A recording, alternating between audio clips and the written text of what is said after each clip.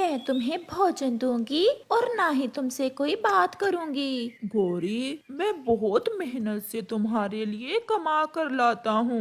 क्या फायदा मुझे तुम्हारी कमाई का? मुझे एक आईफोन तो लेकर दे नहीं सकते।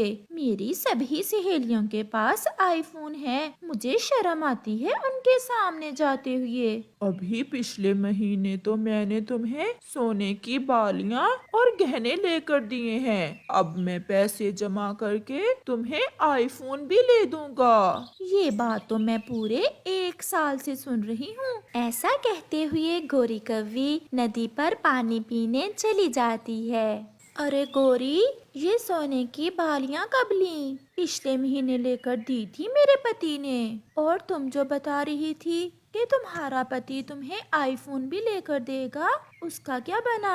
बुलबुल, क्या बताऊं, बहुत गरीब है मेरा पति। एक आईफोन भी मुझे नहीं लेकर दे सकता।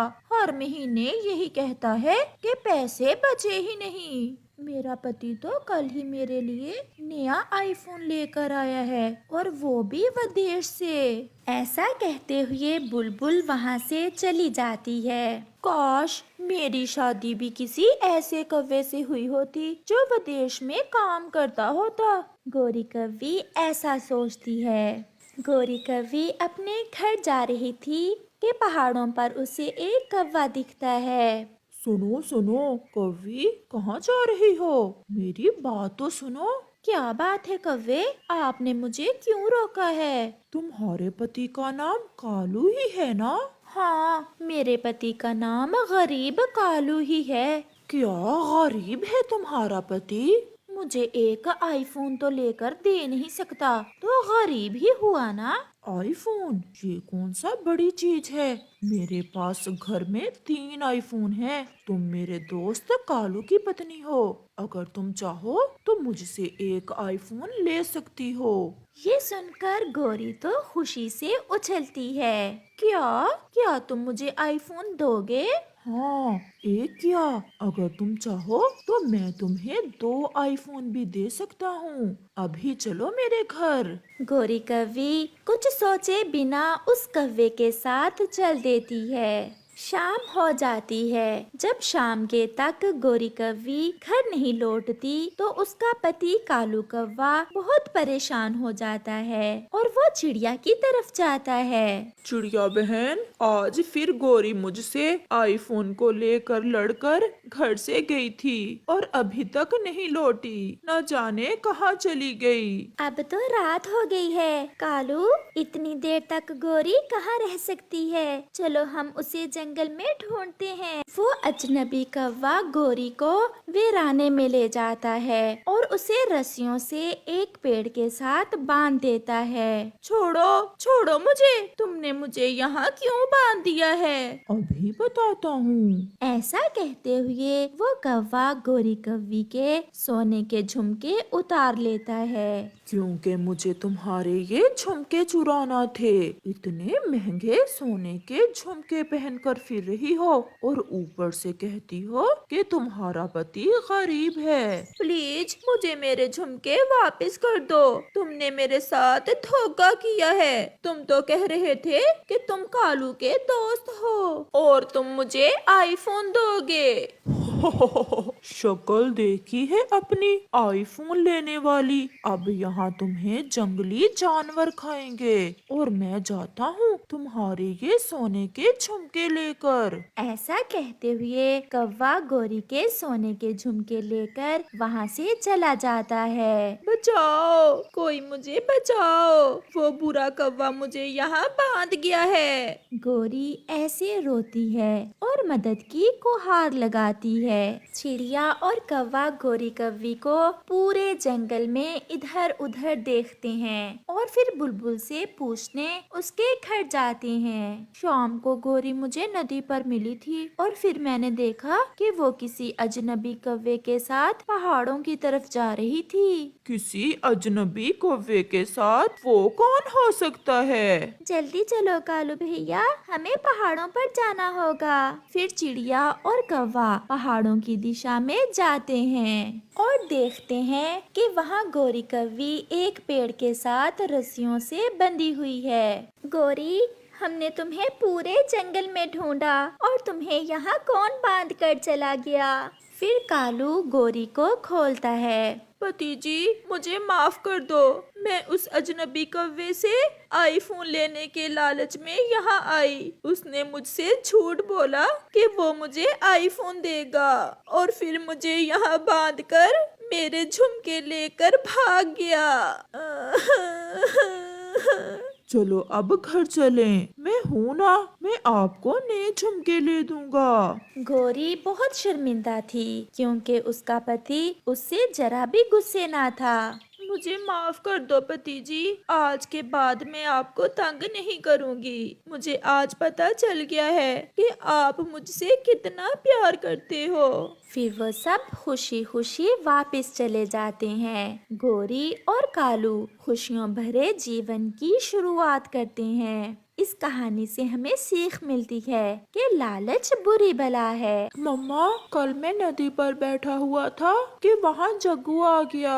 मम्मा, उसने मेरा भोजन भी छीन लिया और मुझे मारा भी। किकी बेटा, आपने क्या चूड़ियाँ पहन रखी थी? चूंच मारकर सर फोड़ देते उस कौवे के बच्चे का। अगर फिर से ऐसा करे तो पत्थर उठाकर सर में मारना उस जग्गू के। अपने बाप की तरह शैतान है वो भी। पापा, किकी हर रोज नदी पर मुझसे लड़ाई करता है। कल भी उसने मुझसे लड़ाई की थी। ये बड़ी लाठी साथ लेकर जाना और जैसे ही वो कबूतर का बच्चा तुम्हारे पास आए, एक सर में लगाना। उस गंदी आंखों वाले कबूतर के बच्चे की इतनी हिम्मत कि मेरे जग्गू से लड़ाई करे। जग्गू, अगर आज कोई उल्टी सीधी बात करे तो आंखें ही निकाल देना उस किकी के बच्चे की। मैं देख लूंगी जो होगा। फिर जग्गू नदी से पानी पीने चला जाता है। हर रोज की तरह किकी भी पहले ही नदी पर आया हुआ था। इस पेड़ से लेकर उस पेड़ तक की नदी मेरी है। मैंने तुम्हें कल भी बताया था। फिर तुमने यहाँ से पानी क्यों पिया?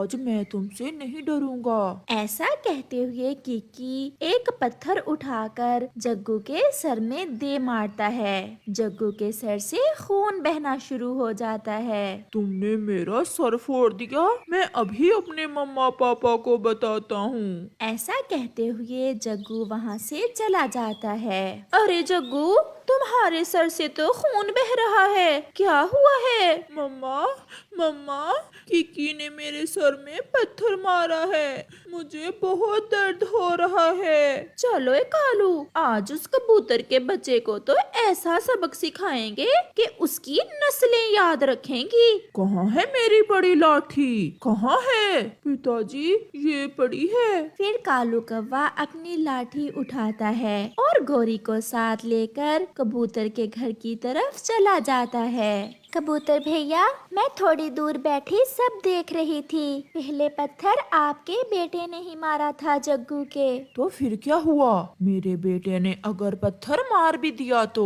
वो भी तो हर रोज मेरे किकी को तंग करता है। अपने बच्चों को लड़ाई से रोकते हैं। अगर आप ऐसी बातें करेंगे तो बात बढ़ जाएगी। बात तो बढ़ चुकी है। ऐसा कहते हुए गोरी और कालू कबूतर पर हमला कर देते हैं और उसे बुरी तरह मारना शुरू कर देते हैं। वो कबूतर को लाठियों से मारते हैं। चिड़िया बड़ी मुश्किल से उन्हें रोकती है। अब तैयार रहना, मैं तुम दोनों को देख लूंगा। देख लेना, अगर चिड़िया न आती तो हम तुम्हें जान से ही मार देते। आए बड़े कबूतर कहेंगे। कौवा और कौवी वहाँ से चले जाते हैं। चलो कबूतर भैया, मैं आपको आपके घर छोड़ देती हूँ। मैं चला जाऊंगा। ऐसा कहते हुए कबूतर वहाँ से चला जाता है। पति जी, ये क्या हुआ है? क्या किसी से लड़ाई हुई है? लड़ाई तो अब होगी। आज रात मैं उन कौवों का घर ही जला दूंगा। उन्होंने पूरे जंगल के सामने मेरी बेइज्जती की है। किकी बेटा, अगर मारना ही था तो ऐसे मारते पत्थर के जान से ही मार देते उस जग्गू को। मम्मा, मैंने तो पूरे जोर से पत्थर मारा था पर परंतु वह बच गया।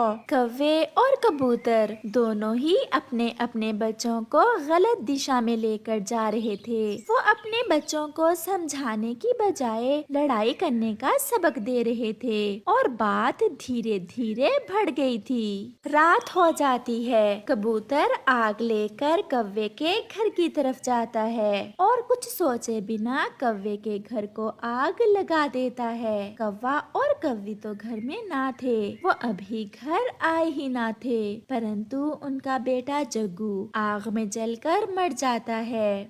मेरा जग्गू, मेरे जग्गू को मार दिया उन जालिमों ने। मैं किसी को नहीं छोड़ूंगी, मैं सबको मार दूंगी। गोरी अपने दोनों भाइयों को बुला लेती है और कबूतर के घर पर हमला कर देती है। लूसी तो अपने बेटे किकी को साथ लेकर भाग जाती है, परंतु कबूतर पकड़ा जाता है और वो सब कौवे कबूतर को मार देते हैं। दोनों घर उजड़ चुके थे। कालू और गोरी का बेटा अब वापस नहीं आ सकता था और लूसी का पति कबूतर भी मर चुका था। एक छोटी सी लड़ाई जो दो बच्चों ने शुरू की थी, दोनों घरों को बर्बाद कर चुकी थी। प्यारे दोस्तों, अपने बच्चों की छोटी छोटी बात को लेकर लड़ने से बेहतर है कि उन्हें समझाएं, ना कि कबूतर और कौवों की तरह उन्हें मुकाबला करने का भाषण दें, क्योंकि छोटी सी लड़ाई ही कई घरों को बर्बाद कर सकती है।